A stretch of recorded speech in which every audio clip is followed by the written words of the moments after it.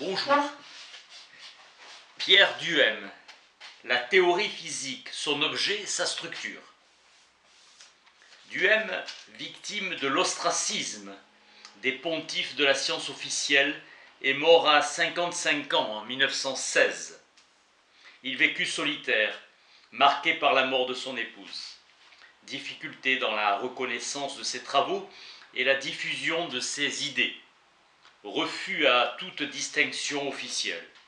Intransigeance et indépendance d'esprit. Duhem perçoit les polémiques dans l'éternel conflit qui oppose ceux qui s'acharnent à vouloir expliquer et ceux qui s'attachent à rechercher les lois et non les causes. Duhem se consacre à détruire l'idée selon laquelle l'expérience serait la base de toute connaissance du monde réel. Une expérience de physique n'est pas simplement l'observation d'un phénomène, elle est l'observation précise d'un groupe de phénomènes. L'objet de la théorie est une classification et une représentation d'un ensemble de lois. Il combattra les théories de James Clerk Maxwell condamnant les argumentations inadmissibles. Duhem, ardent catholique, la théorie physique ne peut atteindre le degré de perfection qui donne une explication certaine des apparences sensibles. La physique théorique est subordonnée à la métaphysique. Aucun système métaphysique ne suffit à édifier une théorie physique. Il demeure des mystères, marche suivant laquelle progressent les sciences physiques. Sans cesse, l'expérimentateur met à jour des faits jusque-là insoupçonnés et formule des lois nouvelles. La nature ne lasse pas de fournir et la raison de concevoir. La théorie devance l'expérience. La théorie nous annonce les résultats d'une expérience avant que cette expérience n'ait été réalisée. La théorie doit être une classification naturelle, cherchant à grouper les apparences comme sont groupées les réalités. Ernest Mach a insisté pour que les théories physiques soient regardées comme des représentations condensées et non comme des explications. Saint Thomas marque l'incapacité de la méthode physique à saisir une explication certaine. Avec Descartes, l'essence de la matière est l'étendue et construira le monde en partant de cette définition. Laplace professe la plus entière confiance en la puissance du principe de l'attraction. La constitution de toute théorie physique résulte d'un double travail d'abstraction et de généralisation. L'esprit analyse une multitude de faits particuliers et résume en une loi une proposition générale reliant des notions abstraites. Merveilleuse aptitude de rendre présent à l'imagination un ensemble compliqué d'objets abstraits. Un exemple d'amplitude d'esprit, Napoléon. Ceux qui font de l'abstraction de la généralisation lui apparaissent comme des êtres incompréhensibles et traités avec un profond mépris. Ces idéologues, ils ignorent la plupart des grandes vérités découvertes depuis 100 ans. Mais ils voient d'un seul coup tout l'ensemble, l'amas le plus complexe des faits. Sa curiosité des faits précis et concrets est insaturable. Il connaissait parfaitement ces états de situation en canon, par exemple, mais incapable de se souvenir d'un vers d'Alexandrin. Profonde connaissance des milieux sociaux et des hommes, amplitude et faiblesse d'esprit. C'est l'amplitude d'esprit qui engendre la finesse du diplomate. Organe essentiel d'un grand romancier comme Balzac, avec la foule de personnages qui peuplent la comédie humaine. Opposition entre l'esprit français qui ne redoute pas l'abstraction, mais étroit, et l'esprit ample, mais faible, de l'anglais. Mépris de Bacon sur l'abstraction et son goût du concret.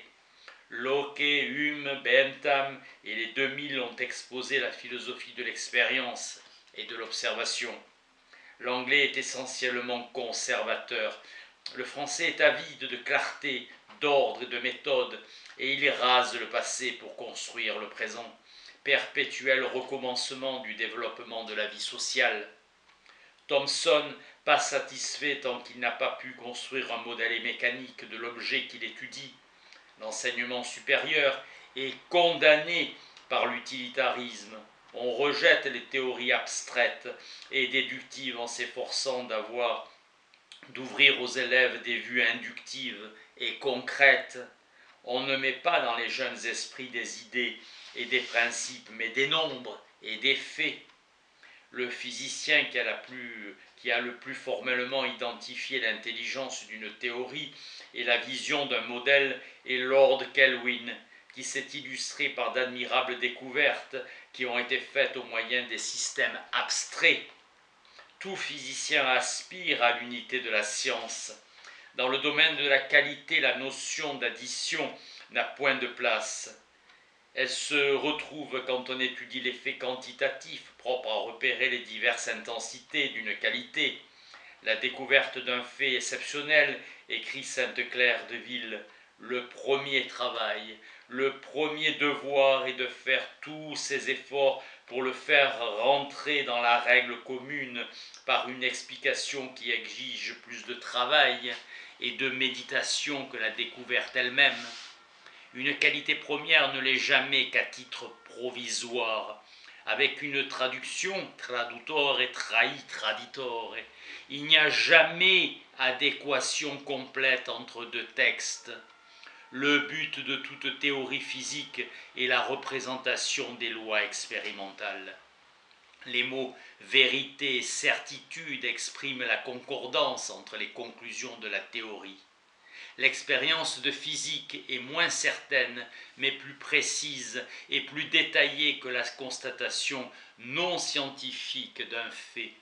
Le profane croit que le résultat d'une expérience scientifique se distingue de l'observation vulgaire par un plus haut degré de certitude. Il se trompe, car la relation d'une expérience de physique n'a pas la certitude immédiate et relativement facile à contrôler du témoignage vulgaire et non scientifique. Moins certaine, elle a le pas sur lui par le nombre et la précision des détails qu'elle nous fait connaître. Là est sa véritable supériorité. Exemple de la loi de Mariotte, à une même température, les volumes occupés par une même masse de gaz sont en raison inverse des pressions qu'elles supportent. Une loi de physique n'est à proprement parler ni vraie ni fausse, mais approchée. Il y a une infinité de jugements symboliques différents, degrés d'indétermination. Le physicien préfère surtout une loi à une autre lorsque la première découle des théories qu'il admet. Ainsi, toute loi physique est une loi approchée, donc ni vraie ni fausse. Toute autre loi qui représente les mêmes expériences peut prétendre au titre de loi véritable, ou plus exactement de loi acceptable. Toute loi de physique est provisoire et relative, car elle est rapprochée, elle est approchée. Le degré d'approximation d'une expérience n'est pas quelque chose de fixe. Une loi est provisoire car elle est symbolique. Les symboles sur lesquels elle porte sont trop simples pour représenter complètement la réalité. La mieux vérifier la loi d'attraction universelle. Ce n'est pas une loi définitive car elle se complète sans cesse pour se mettre d'accord avec l'expérience. Les hommes ont une foi excessive dans leurs théories ou dans leurs idées. Ils observent avec une idée préconçue et veulent voir dans les résultats une confirmation de leur théorie. Une expérience de physique ne condamne pas une hypothèse isolée, mais tout un ensemble théorique. Ampère déclare que toute théorie physique se doit de tirer de l'expérience par la seule induction. Le principe de la gravitation universelle de Newton est une simple généralisation de deux énoncés qu'ont fournis les lois de Kepler. Par induction, Newton a généralisé le résultat obtenu. Loi de Kepler, l'orbite de chaque planète est une ellipse dont le Soleil est un foyer. enseignant que la force sollicitant une planète déterminée varie avec la distance de cette planète au Soleil. Une autre loi de Kepler, les carrés des durées de révolution de diverses planètes sont proportionnels au cube des grands axes de leurs orbites. Conclusion cherche à séparer chacune des hypothèses de la physique théorique des auteurs des autres suppositions sur lesquelles repose cette science, afin de la soumettre isolément au contrôle de l'observation. C'est poursuivre une chimère. La réalisation et l'interprétation impliquent l'adhésion à tout un ensemble de propositions théoriques. Le seul contrôle expérimental est de comparer le système entier de la théorie physique à tout l'ensemble des lois expérimentales et à juger si c'est satisfaisant. Prenons cette proposition, il n'y a aucune électricité à l'intérieur d'un corps conducteur lorsque l'équilibre électrique y est établi. Pesons le sens des mots comme intérieur, c'est un point pris au sein de la masse de cuivre. Comment constater ? Enlever le cuivre qui s'y trouve, mais alors ce point ne serait plus au sein de la masse de cuivre. On ne peut, sans tomber dans la contradiction logique, prendre notre proposition pour un résultat de l'observation. Au cours de son développement, une théorie physique est libre de choisir la voie qui lui plaît, pourvu qu'elle évite toute contradiction logique. Le principe de l'inertie nous enseigne qu'un point matériel soustrait à l'action de tout autre corps se meut en ligne droite d'un mouvement uniforme. Or, on ne peut qu'observer que des mouvements relatifs. On ne peut donc donner un sens expérimental à ce principe. Le bon sens juge des hypothèses qui doivent être abandonnées, choix des hypothèses, objet de la condensation économique. Une hypothèse ne sera pas une proposition contradictoire en soi. Le physicien, entendant ne pas énoncer des non-sens, les diverses hypothèses ne doivent pas se contredire les unes les autres. Le profane juge de la naissance des théories comme l'enfant juge de l'éclosion du poulet. Fait appeler science qui touche à sa baguette magique comme la pomme de Newton tombant de l'arbre. Deux corps quelconques s'attirent proportionnellement au produit de leur masse et en raison inverse du carré de leur mutuelle distance. La révolution copernicienne ruinera le système géocentrique et renversant les bases mêmes sur lesquelles reposait la théorie de la pesanteur. La Terre n'étant plus au centre de l'univers, les physiciens doivent fonder des hypothèses nouvelles en théorie de la gravité. Par analogie, ils vont comparer la chute des graves vers la Terre, les graves étant des noms anciens de la chute des corps, vers la Terre au mouvement du fer, vers l'aimant. Les diverses parties des corps ont une forme substantielle qui résiste à tout mouvement, qui aurait pour effet de les séparer. Le semblable attire le semblable. Voilà pourquoi l'aimant attire l'aimant. La forme substantielle se trouve altérée au voisinage de l'aimant pour acquérir une vertu magnétique. Galilée professe par la bouche de Salviati que les parties de la Terre se meuvent non pour aller au centre du monde, mais pour se réunir à leur tout. Aristote repoussait la doctrine des anciens comme Empédocle, qui voyait dans la pesanteur une sympathie du semblable pour son semblable. Les coperniciens gardent de la doctrine d'Aristote que la gravité est une tendance innée dans le corps grave et non une attraction violente exercée par un corps étranger. Les corps qui tendent à s'unir se ressemblent car ils participent tous deux de la nature des masses qui composent notre globe. Le physicien ne choisit pas les hypothèses sur lesquelles il fondera une théorie, mais elles germent en lui sans lui. La logique laisse une liberté presque absolue au physicien qui voudrait faire choix d'une hypothèse. c'est lorsque le physicien commence à voir clairement l'hypothèse nouvelle, reçue mais non choisie par lui, que sa libre et laborieuse activité doit entrer en jeu, car il s'agit maintenant de combiner cette hypothèse avec celles qui sont déjà admises et de comparer aux lois expérimentales. Lutte contre l'idée fausse sera le constant souci. Avec Euler, la puissance et la force qui met un corps en mouvement ou qui altère son mouvement. Pour enfanter de telles opinions, il a fallu les efforts accumulés de tous les génies qui pendant 2000 ans ont traité de la dynamique. Un corps qui n'est soumis à aucune puissance demeure immobile. Un corps qui est soumis à une puissance constante se meut avec une vitesse constante. On accroît la puissance, on accroît la vitesse. Cette dynamique, c'est celle du stagirite. Il a fallu des longs efforts persévérants de l'histoire de l'esprit humain.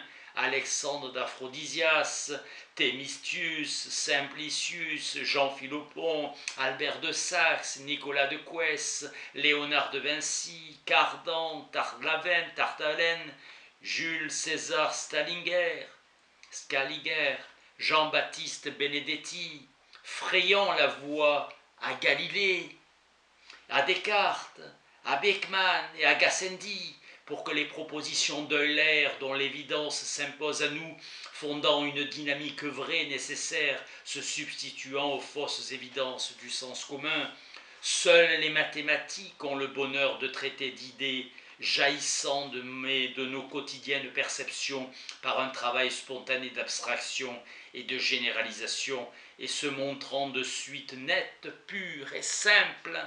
Ce bonheur est refusé à la physique. La nécessité discursive se fond graduellement en contingence vécue.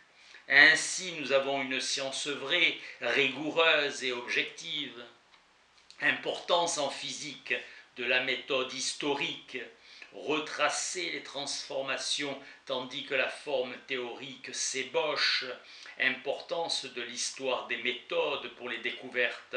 L'étude de l'histoire est une correction appropriée, parfait équilibre, appréciant l'objet et la structure de la théorie physique. Nécessité de reprendre jusqu'en ses fondements l'analyse de la méthode par laquelle se développe la théorie physique. La physique réduira la théorie des phénomènes que présente la nature inanimée à la considération d'un certain nombre de qualités, cherchant à rendre ce nombre aussi petit que possible. Déni de la théorie physique toute portée métaphysique ou apologétique. Les prédictions des théories s'accordent parfaitement pour un laps de temps. Singulière discorde sur l'état du ciel dans 10 millions d'années. Les corps du système solaire seront-ils réunis en une masse unique ou se trouveront-ils dispersés dans l'espace ? La science expérimentale est incapable de prédire la fin du monde, aussi bien que d'en affirmer la perpétuelle activité. Le métaphysicien doit connaître la théorie physique afin de ne pas faire d'usage illégitime. Dans le récit d'une expérience de physique, la matière réelle et objective et la forme, purement théorique et symbolique, se compénètrent de manière intime et compliquée. Le métaphysicien doit connaître la théorie physique pour éviter une influence illogique sur ses spéculations. La théorie physique doit s'efforcer de représenter tout l'ensemble des lois naturelles par un système unique dont toutes les parties soient logiquement compatibles entre elles. Le physicien doit franchir la muraille devant laquelle s'arrêtent impuissants les procédés de la physique et de devenir métaphysicien. Sous les données sensibles se cachent des réalités dont l'essence est insaisissable par ces mêmes procédés. Pas de contemplation directe par la science, unité logique de l'affirmation métaphysique. La théorie physique devient plus semblable à une classification naturelle qui est son idéal et sa fin. Le jugement nous est dicté par la contemplation de l'état actuel de la physique. Physique de croyants, l'Église catholique a puissamment contribué en maintes circonstances, qu'elle contribue encore énergiquement à maintenir la raison humaine dans la bonne voie. Rankine résume: l'expérience peut pour fournir les bases solides, tangibles de la science, pour construire une science qui soit un savoir, le mathématisme, pour qu'on puisse déduire avec rigueur toutes les conséquences de l'expérience, afin de les prévoir d'une façon précise, pour qu'on puisse faire servir d'une façon assurée toutes les connaissances acquises à la découverte des connaissances nouvelles. La valeur objective de la physique est au-dessus de la critique. Mach, une conception suffisante du monde ne peut pas nous être donnée, nous devons l'acquérir, et ce n'est qu'en laissant le champ libre à l'intelligence et à l'expérience. Il n'y a pas en physique de vérité autre que les faits d'expérience. Les théories ne sont que des moyens de classification et des instruments de recherche. L'étude de la méthode physique est impuissante à révéler aux physiciens la raison qui la porte à construire la théorie physique. Aveu. Le physicien est forcé de reconnaître que la théorie physique n'est que le reflet d'une métaphysique. La croyance en un ordre transcendant à la physique est la seule raison d'être de la théorie physique. Merci.